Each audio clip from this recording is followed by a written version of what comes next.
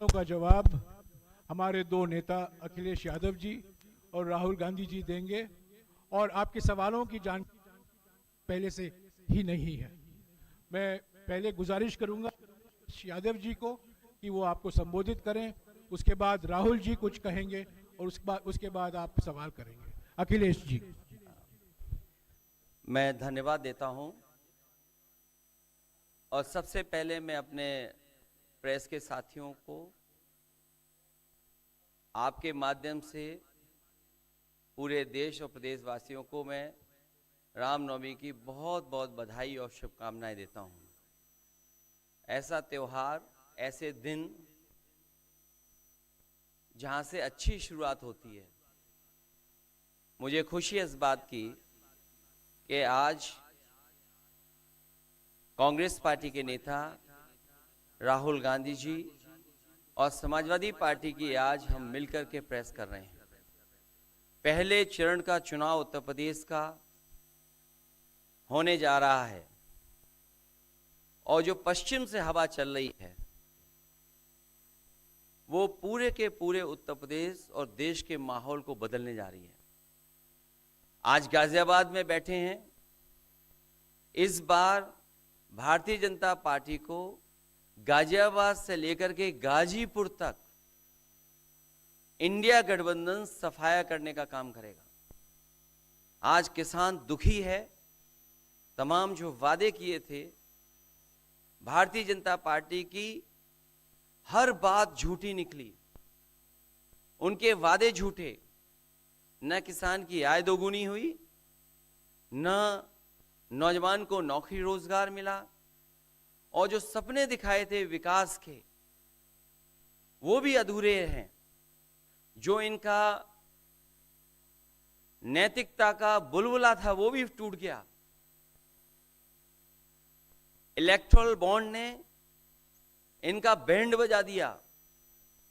Bharatiya Janata party सभी भ्रष्टाचारियों का गोदाम बन गई।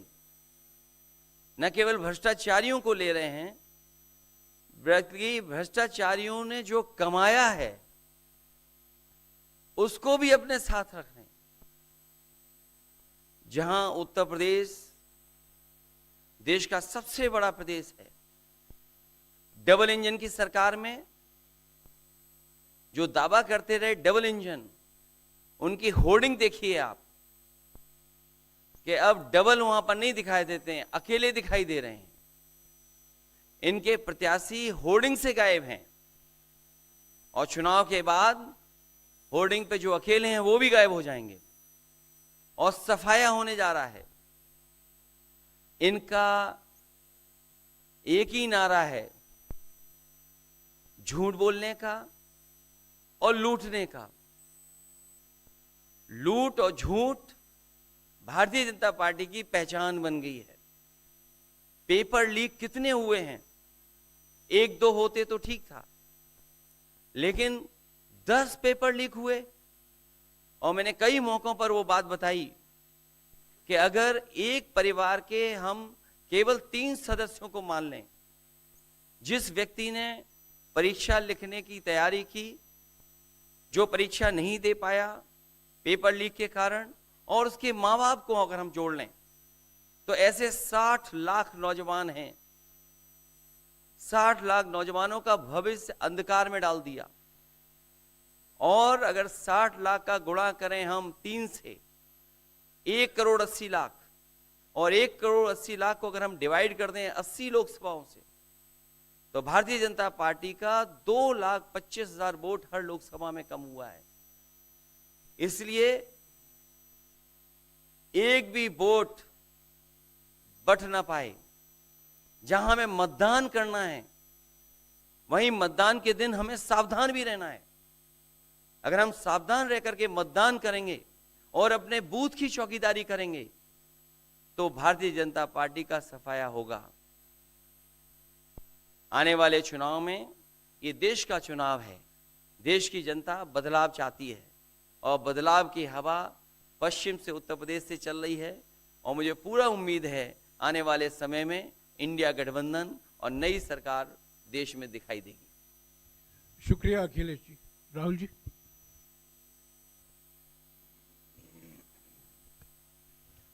नमस्कार।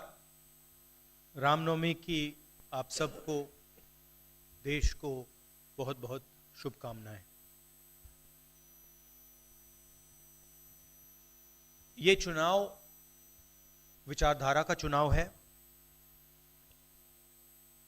एक तरफ आरएसएस और बीजेपी जो संविधान है, लोकतांत्रिक सिस्टम है, उसको खत्म करने की कोशिश कर रही है, और दूसरी तरफ इंडिया गठबंधन कांग्रेस पार्टी संविधान को, लोकतंत्र को डिफेंड करने की कोशिश कर रही है, उसकी रक्षा कर रही है। चुनाव में 2-3 बड़े मुद्दे हैं।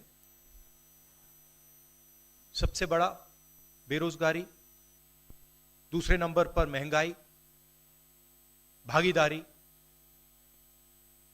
मगर बीजेपी 24 घंटा डिस्ट्रैक्शन करने में लगी रहती है।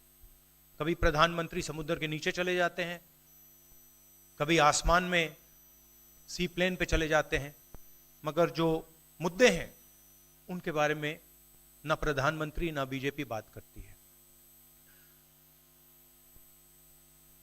कुछ दिन पहले प्रधानमंत्री ने एएनआई को बहुत लंबा इंटरव्यू दिया। स्क्रिप्टेड था, मगर फ्लॉप शो था। प्रधानमंत्री जी ने उसमें इलेक्टोरल बॉन्ड्स समझाने की कोशिश की। प्रधानमंत्री जी कहते हैं कि इलेक्टोरल बॉन्ड्स का सिस्टम ट्रांसपेरेंसी के लिए लाया गया, राजनीति को साफ करने के लिए लाया गया। अगर यह सच है तो उस सिस्टम को सुप्रीम कोर्ट ने रद्द क्यों किया? और दूसरी बात, अगर आप ट्रांसपेरेंसी लाना चाहते थे तो जिन लोगों ने आपको पैसा दिया, बीजेपी को पैसा दिया, हजारों करोड़ रुपए दिए, उनका नाम आपने क्यों छुपाया था? और जिन तारीखों पे उन्होंने आपको पैसा दिया, उसको आपने क्यों छुपाया था? पता लगता है हजारों करोड़ रुपए का कॉन्ट्रैक्ट किसी कंपनी को मिलता है, उसके एकदम बाद वो कंपनी बीजेपी को पैसा देती है। सीबीआई की इंक्वायरी होती है, ईडी की इंक्वायरी होती है किसी कंपनी पर, शुरू होती है। उसके 10-15 दिन बाद कंपनी करोड़ों रुपए बीजेपी को देती है, और फिर सीबीआई की इंक्वायरी, ईडी की इंक्वायरी बंद हो जाती है। सड़क पे इसको एक्सटॉर्शन कहते हैं। एक्सटॉर्शन कहते हैं सड़क पे। तो ये जो है इलेक्टोरल बॉन्ड्स का जो स्कीम है, ये दुनिया का सबसे बड़ा एक्सटॉर्शन का स्कीम है। हिंदुस्तान के सारे बिजनेसमैन इस बात को समझते हैं, जानते हैं, और प्रधानमंत्री जितनी भी सफाई देना चाहें कोई फर्क नहीं पड़ने वाला है, क्योंकि पूरा देश जानता है कि प्रधानमंत्री भ्रष्टाचार के चैंपियन है। धन्यवाद। शुक्रिया राहुल जी। अच्छा, एक और बात, आपने जयराम जी, आपने कहा कि जो भी आपको क्वेश्चंस पूछने हैं आप पूछेंगे, और ये ओपन एंडेड प्रेस कॉन्फ्रेंस है। बट इसमें एक और बात, मुझे पहले ही 2-3 बीजेपी वाले क्वेश्चंस पता लग जाते हैं, तो वो तो गारंटीड पूछे जाएंगे, तो उनके लिए मैं तैयार हूं।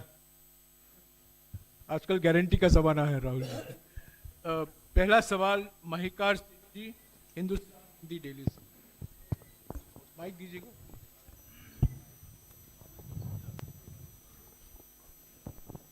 राहुल जी, स्वागत है आपका। दोनों नेताओं, जबकि आज प्रचार का पहला चरण समाप्त होने वाला है, आपने मेरे मित्रों को थोड़ा सा कसरत करा दी। वो दिल्ली से यहाँ आए हैं, आपने गाजियाबाद में ही क्यों पीसी की? यूपी और दिल्ली छोड़ के गाजियाबाद में पीसी हो रही है। दूसरा सवाल ये है राहुल जी से कि लोग तो गुजरात छोड़कर पीएम बनने के लिए बनारस आते हैं, आप बाय नाइट चले गए, तो क्या अमेठी या रायबरेली से आप ये लड़ेंगे? बीजेपी वाला क्वेश्चन है। ये पत्रकार का सवाल है। पहले ही opening ball BJP question, very good, शाबाश। देखिए, अमेठी की बात कांग्रेस का डिसीजन है, जो भी मुझे ऑर्डर मिलेगा मैं वो करूंगा। सीईसी मीटिंग, हमारी पार्टी में सीईसी मीटिंग्स में ये डिसीजन लिए जाते हैं। बट पहला बीजेपी का question, good question, thank you. Amar Ujala से निशा, आप थोड़ा शांत हो जाइए यहाँ पे। बहुत बहुत स्वागत है। मेरा सवाल आपसे ये है कि यूपी में न केवल यूपी में बल्कि पूरे देश में इस बार कांग्रेस ने अपने बहुत कम प्रत्याशी 268 अभी तक सामने आए हैं, और यूपी में तो 80 सीटों के मुकाबले केवल 17 सीट हैं। ऐसा क्यों? क्या ऐसा मान के चल रही है कांग्रेस कि आप कमज़ोर चल रहे हैं, या यूपी में कमज़ोर है कांग्रेस इसलिए सपा या आपके गठबंधन बाकी सहयोगी पार्टी सीट नहीं देना चाह रही हैं? नहीं, हमने डिसीजन लिया है कि इंडिया गठबंधन चुनाव लड़ेगा, और हमने सीट शेयरिंग की है, और ओपन माइंडेड तरीके से दिल खोल के हमने सीट शेयरिंग की है। हम चाहते हैं कि थोड़ी सी हम फ्लेक्सिबिलिटी दिखाएं और ओपन माइंडेड तरीके से हम चुनाव लड़ें, इसीलिए हमने स्पेस अपने पार्टनर्स को दी है, पर इसका कोई कमजोरी का मतलब नहीं है। पीटीआई से अनवर। राहुल जी, मेरा सवाल आपसे है कि पिछले बार जो आप दोनों लोगों का गठबंधन था वो सफल नहीं हो सका उत्तर प्रदेश में। एक बार फिर आप लोग साथ आए हैं, और प्रधानमंत्री ने पिछले दिनों कहा कि ये दो लड़कों की फ्लॉप फिल्म है जो इस बार भी फ्लॉप होगी। तो आगे आप क्या उम्मीद कर रहे हैं इस गठबंधन से? उत्तर प्रदेश में कितनी सफलता मिलेगी और कितनी सीटों की उम्मीद है इस बार आप लोगों को? देखिए, मैं सीट्स का प्रेडिक्शन तो नहीं करता हूँ।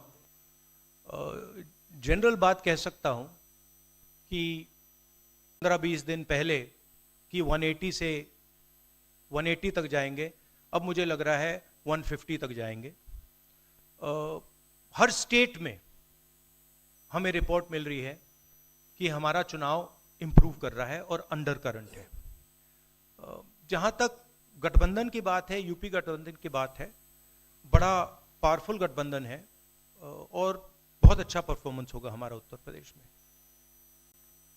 दैनिक जागरण से आदित्य त्रिपाठी।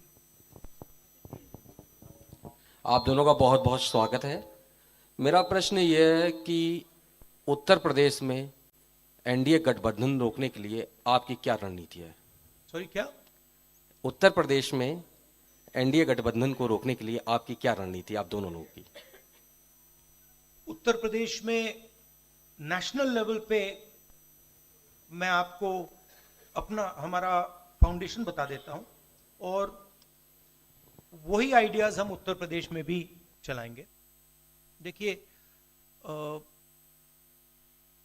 पिछले 10 सालों में नरेंद्र मोदी जी ने नोटबंदी करके, गलत जीएसटी लागू करके, और जो बड़े बड़े अरबपति हैं, अदानी जी हैं, उनका पूरा सपोर्ट करके जो रोजगार पैदा करने का सिस्टम था उसको उन्होंने कंप्लीटली खत्म कर दिया है। तो सबसे पहला काम जो रोजगार हिंदुस्तान के युवाओं को मिलना चाहिए, उसको एक बार फिर स्ट्रेंथन करने का है। उसके लिए हमने अपने मैनिफेस्टो में 2-3 आइडियाज दिए हैं। एक आइडिया रेवोल्यूशनरी आइडिया है, राइट टू अप्रेंटिसशिप।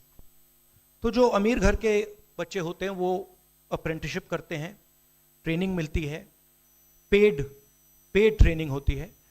तो हमने डिसाइड किया है कि हिंदुस्तान के उत्तर प्रदेश के सब ग्रेजुएट्स को, डिप्लोमा होल्डर्स को हम अप्रेंटिसशिप का अधिकार देंगे।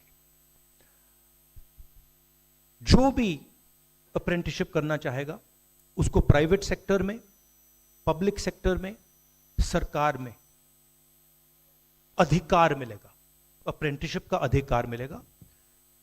ट्रेनिंग होगी, और 1 लाख रुपए साल का, 8,500 रुपए महीने का उस युवा के बैंक अकाउंट में हम डालेंगे।